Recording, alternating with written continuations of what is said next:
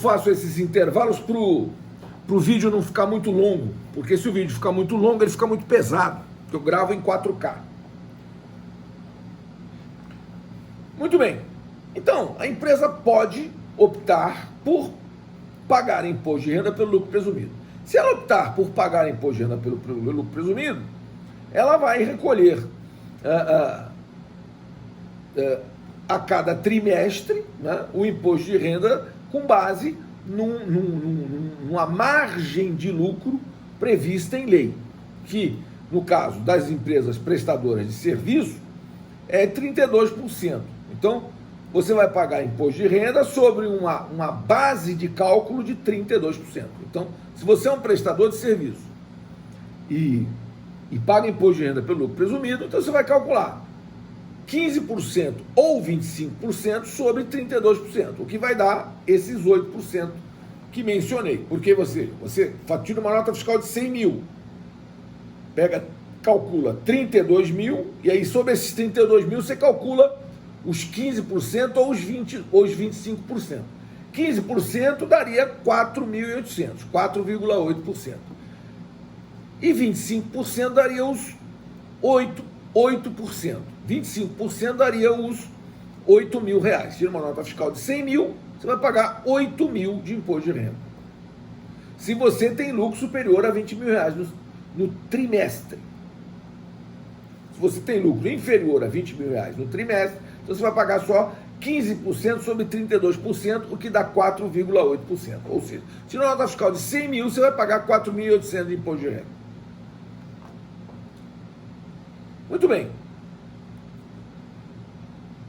E a vantagem de você pagar imposto de renda pelo lucro presumido é que você vai ter uma incidência tributária de imposto de renda sobre a sua receita bruta e dificilmente você vai ser fiscalizado, porque qual é a fiscalização que a Receita vai fazer? Só se você está emitindo as notas corretamente. Você emitiu nota, é pelo valor da sua nota fiscal que incidem os tributos. Então, não há nenhum problema para ser enfrentado, né?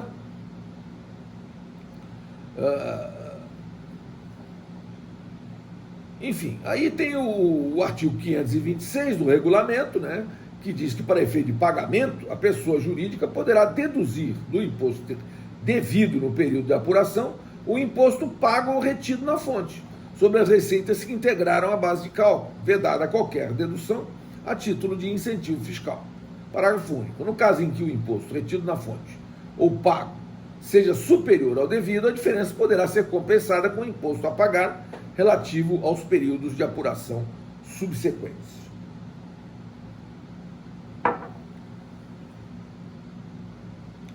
Muito bem.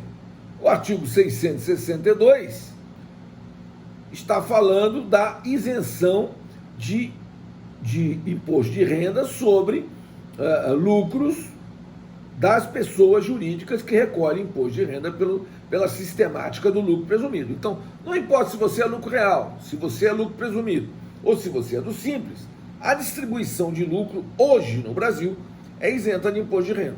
Agora, eles querem mudar isso, eles querem tornar essa questão tributável. Pode fazer isso? Pode, só que eu estou explicando. Vai gerar um imbróglio violento, né? Que ainda vai ter que ser dirimido por quem instituir. E aí eu trouxe essa questão aqui para a gente refletir. Veja só, imagine que você é empresário, proprietário de uma transportadora. Um de seus caminhões, cujo seguro houvera terminado há uma semana e não fora renovado, foi abalroado por outro veículo, tendo restado absolutamente inutilizado. Após mover a ação judicial contra o sujeito causador do prejuízo, você obteve ganho de causa recebendo indenização de 200 mil relativa aos valores necessários à recomposição do bem destruído, bem como 150 mil a título de lucros cessantes, decorrentes da projeção do faturamento que aquele veículo proporcionaria à sua empresa, caso estivesse à sua disposição, durante o período em que tramitou o processo. Com base nessa situação hipotética, questiona-se: qual o valor a ser oferecido à tributação a título de imposto de renda da pessoa jurídica? Nessa situação hipotética, seria quanto? Veja, você recebeu de indenização 200 mil por danos emergentes. E você recebeu 150 mil por lucros cessantes. E aí nós fizemos aquela reflexão na aula passada, e a reflexão foi a seguinte: indenizações, de uma maneira geral, não são fato gerador do imposto de renda. Por quê? Indenizar é tornar indene é ressarcir. E o pressuposto do ressarcimento é que você tenha sofrido uma perda. E nesse caso, como você sofreu uma perda, eu estou recompondo o seu patrimônio em razão da perda, mesmo que a indenização seja por um dano exclusivamente moral. E aí essa questão está simulada no Superior Tribunal de Justiça. Agora a pergunta que eu lhes ponho é a seguinte: nenhuma indenização é tributável pelo imposto de renda, mas uma indenização a título de lucros cessantes, será que também não seria tributada pelo imposto de renda? E a pessoa jurídica usualmente recebe indenização por lucros cessantes. E aí, nesse caso, senhores, trouxe aqui a consideração dos senhores o seguinte: os valores recebidos em decorrência de decisão judicial em ação de cobrança de lucros cessantes caracteriza a hipótese de incidência do imposto de renda. Assim, o valor principal e os juros recebidos devem ser declarados como rendimentos tributáveis na declaração de ajuste anual. Esse é o entendimento do antigo Conselho de Contribuintes, atual Conselho Administrativo de Recursos Fiscais. Então, esse conselho entende que indenização por lucros cessantes deve sim ser tributada pelo imposto de renda. Agora, uma questão de um processo que eu acabei de ganhar é que hoje, depois do advento do Código Civil de 2002, que entrou em vigor em 2003, o artigo 404 do Código Civil estabelece que a natureza jurídica dos juros de mora é de indenização. Então, juros de mora têm natureza jurídica de indenização. Então, a tese que a gente tem esposado nos tribunais, e temos ganho essa questão nos tribunais, é de que numa indenização trabalhista, por exemplo, você recebeu 1 milhão a título de horas extras, etc., equiparação de função, etc., etc., e 1 milhão a título de juros de mora sobre essas verbas. Por quê? Isso foi pago muitos anos depois, ali a demanda demorou anos e anos,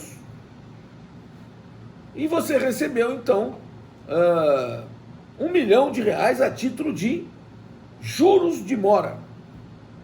E o que foi que eu defendi para os meus clientes? Foi que sobre os juros de mora não incide imposto de renda. Por que não incide? Porque é indenização. Indenizar é tornar indene. Agora, quem atribuiu característica de indenização aos juros de mora foi o Código Civil de 2002. Antes desse entendimento, que agora vem esposando os tribunais, antes desse entendimento, os tribunais entendiam que juros de mora não era mero acessório do principal. Então, o tratamento jurídico dado ao principal será o mesmo tratamento jurídico dado ao acessório. Só que o Código Civil de 2002 mudou isso. Então, o principal tem uma natureza jurídica, mas o tal acessório, ou seja, os juros de mora, esses, data vênia, não têm natureza jurídica, a mesma natureza jurídica do principal. Eles passam a ter uma natureza jurídica distinta, que é justamente a natureza jurídica de indenização. Mas, no contexto do lucro cessante, mesmo sendo recebido através de uma ação judicial, lucros cessantes sujeitam-se à incidência, sim, do imposto de renda e proventos de qualquer natureza. E foi justamente essa a pergunta que eu fiz no Moodle para os senhores responderem. lucros, incide imposto de renda e proventos de qualquer natureza sobre indenização recebida a título de lucros cessantes pela pessoa jurídica? Essa é a pergunta. Vou